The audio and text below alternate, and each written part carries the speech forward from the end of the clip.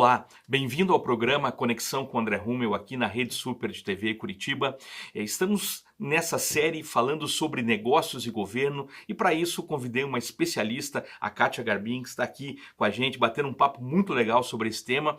E eu quero começar, Kátia, já esse segundo episódio te fazendo uma pergunta. Como é ser cristã e trabalhar com o lobby, ou seja, fazendo relacionamento com o governo para poder mudar leis, alterar situações que influenciam na sociedade, que influenciam nos negócios privados. Como é esse trabalho? Porque você já faz ele há bastante tempo, né? Conta inclusive um pouquinho da tua trajetória. Já sim, eu comecei a trabalhar com o HelpGov, né, com o lobby em 2009. De lá para cá, esse aprendizado o tempo todo, né, como cristão. E um ponto importante, a gente descobre que nesse meio de governo tem muita gente boa, né, mas que você precisa, sim, ter um filtro ali de quando você está tratando com o público. Então, ser cristã e ser lobista é até estranho, né? Você fala assim, nossa, você faz um lobby cristão, né? Que o lobby, na verdade, ele é uma defesa de interesse, Exato. né? Então, E legítima, né? Nós legítima. estamos falando de algo que está previsto em lei, né? Nós precisamos ser bons cidadãos para alterar situações de lei que muitas vezes deixam situações devastadoras na nossa sociedade. Né? Exato. Então, assim, a defesa do interesse, desde a época de Cristo, verdade. ela já acontece, né?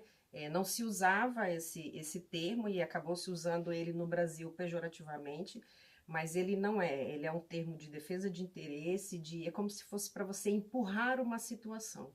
Então, como cristã, é importante levar esse papel e mostrar que é possível você fazer relacionamento com o governo, fazer alterações de lei, fazer alterações em processos, em decretos, de forma correta, de forma séria, de forma justa.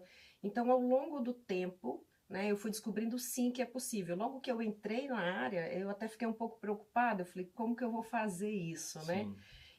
Mas eu descobri que é possível. E tem muita gente, tem muito cristão nesse meio, né? As pessoas não conhecem tanto esse setor porque o foco dele maior é Brasília, em São Paulo, mas as pessoas no dia a dia precisam de um processo de alteração de lei. É para passagem do ônibus, né? É para onde vai colocar o lixeiro, é para onde vai ter uma parada de ônibus, um ponto de ônibus. Para tudo isso tem uma legislação.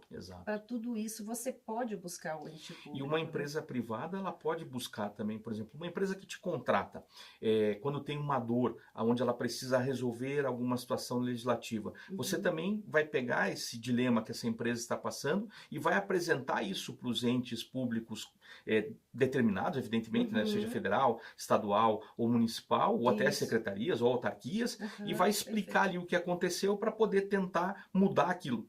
Exatamente. Então, a ideia qual é a dor que você tem? Né? Qual é o problema que está impedindo a sua empresa de fazer um bom serviço ou de melhorar a prestação do seu serviço?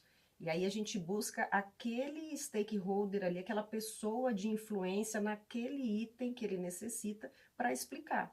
Né? Então eu vou levar ao ente público a explicação de por que nós estamos pedindo isso. Você não vai lá pedir por pedir, né? A gente faz uma defesa. Até porque é uma questão técnica, né? Exatamente. É uma questão muito embasada na parte técnica, né? Sempre eu vou levar uma informação com uma justificativa. Eu não vou lá ir por ir. Eu só vou contratar essa pessoa porque eu quero melhorar o orçamento da minha empresa. Não, ela tem que ter uma clareza e ela tem que também ser benéfica para o público. Claro, ela tem que prestar, né? Ela tem que prestar para a empresa, mas ela tem que prestar ao Estado também algum tipo de benefício. Exatamente. Né? Então, assim, a minha empresa vai melhorar, vamos dizer, a questão do emprego na região do SIC. Né? E para eu poder montar uma estrutura lá, o limite de altura, vou dar um exemplo, né? O limite de altura lá é de 20 metros, mas o galpão que eu preciso tem que ser 22 metros. Então eu vou lá explicar na prefeitura que ali apesar da altura, eu vou precisar dos 22 metros. Por quê? Perfeito. Porque o equipamento que eu preciso instalar, ele precisa ter uma saída para a direita ou para a esquerda, Certo. né? E uma vez instalada ali naquela região, eu vou gerar tantos empregos. Claro. Então, é isso que a gente leva para o Isso público. sempre também vai estar embasado sempre em estudos, né? Análises ambientais, Sempre. análises econômicas, essa mesmo do emprego é muito legal. Uhum. Eu lembrei, Kátia, que em 2011 nós fomos pontos opostos, né? Na Aham. CPI da telefonia que acontecia aqui no estado, né? Exatamente. Você naquele momento defendia ali as operadoras e eu naquele momento atacava as operadoras, né? Falando Isso. dos erros que os consumidores, na verdade, sofriam. E aquela foi uma das melhores CPIs, porque ambas as partes conseguiram resultar numa melhoria para o consumidor, né? Exato. E aquele fato é o que acontece ainda até hoje, né?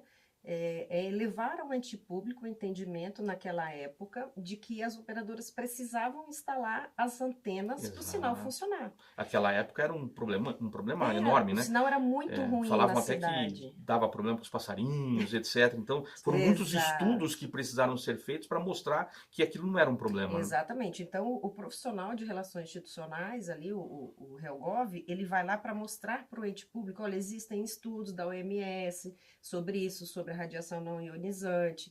As antenas eu não posso instalar em qualquer lugar, porque é uma questão matemática, engenharia, Claro. né? Então, 1 mais 1 tem que ser 2 para funcionar o celular. Então, a gente explicava por que tinha que ter essa distância entre uma antena e outra, por que a altura da antena tinha que ser de 40 metros, ou de 30 metros, ou de 20 metros, para que ele autorizasse na lei eu poder instalar.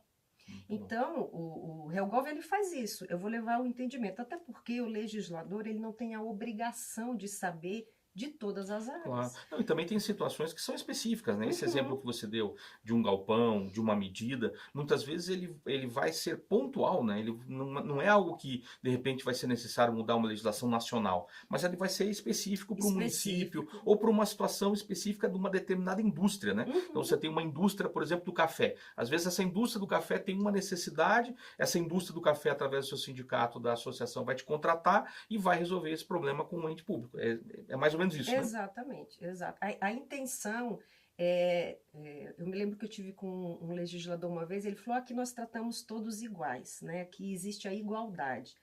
Aí eu falei assim, excelência, não dá para tratar com igualdade, porque tem que ter equidade. Exato. O que ele precisa, eu não preciso, né? Então, assim, tem que ser uma construção de um prédio de 30, vamos dizer, 30 metros no máximo de altura. Se eu coloco um prédio de 30 metros no máximo de altura, eu preciso de uma torre de 40. Exatamente. Então, assim... São peculiaridades, São né? peculiaridades. Então, o profissional de RELGOV, ele vai exatamente nesse ponto. Entendi. Explicar a necessidade da empresa, do setor, né? Perfeito. Às vezes associado, para mostrar por que precisa A gente disso. vai continuar esse bate-papo aqui com a Kátia, tá muito legal, porque de fato você precisa implantar esse cenário de transformar o seu negócio a partir de, muitas vezes, situações que a lei permite ou situações que a sua empresa precisa mudar na legislação. Então, não perca os próximos episódios dessa série Negócios de Governo que estamos gravando aqui com a Kátia Garbim. Nós vamos para um rápido intervalo e eu volto com uma reflexão para abençoar a sua vida.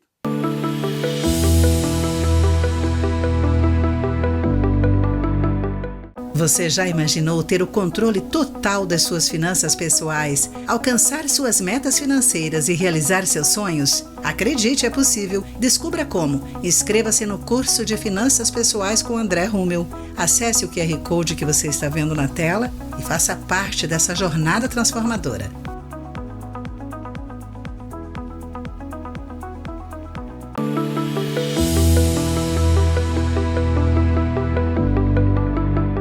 Eclesiastes 1:4, na nova versão transformadora, traz algo precioso. O agricultor que espera condições de tempo perfeitas nunca semeia. E se ele fica observando cada nuvem, nunca colherá. A verdade é que aqui a contextualização da época, a indústria de negócio da época era a agricultura. Mas hoje, em qualquer negócio, se você ficar esperando condições perfeitas, elas nunca vão acontecer. Se você simplesmente olhar as nuvens, ou seja, ficar olhando o que acontece, mas não tomar atitudes, dificilmente você semeará e dificilmente então você colherá, porque não tem como ter uma colheita sem uma semeadura. Quando a palavra de Deus em Eclesiastes fala sobre as questões de negócios, ela é muito intencional, porque ela define que se você não tomar um passo, se você não olhar para as circunstâncias e declarar ali vida sobre ela e começar a mudar as situações, dificilmente você vai ver uma colheita. Então, não espere as condições perfeitas. Nem sempre nós vamos ter todos os elementos certos para poder começar um projeto ou todos os elementos certos para poder desenvolver uma ideia. Mas o primeiro passo, ele precisa ser dado, para que daí as coisas se movimentem e comecem a ganhar velocidade do jeito certo. Para que você possa também ter coragem e ousadia para começar e não simplesmente ficar esperando que tudo aconteça da melhor forma possível. E aí quando tudo acontecer da melhor forma possível já vai ser tarde, porque não haverá colheita. Então, reflita sobre esse texto, Eclesiastes 1, versículo 4. Gaste um tempo sobre esse capítulo, inclusive, vai te fazer muito bem, eu creio nisso. Deus abençoe poderosamente sua vida, seus negócios, sua família e continue assistindo, né, as edições do Conexão com o André Rummel. Temos bastante coisa para falar. Deus abençoe você.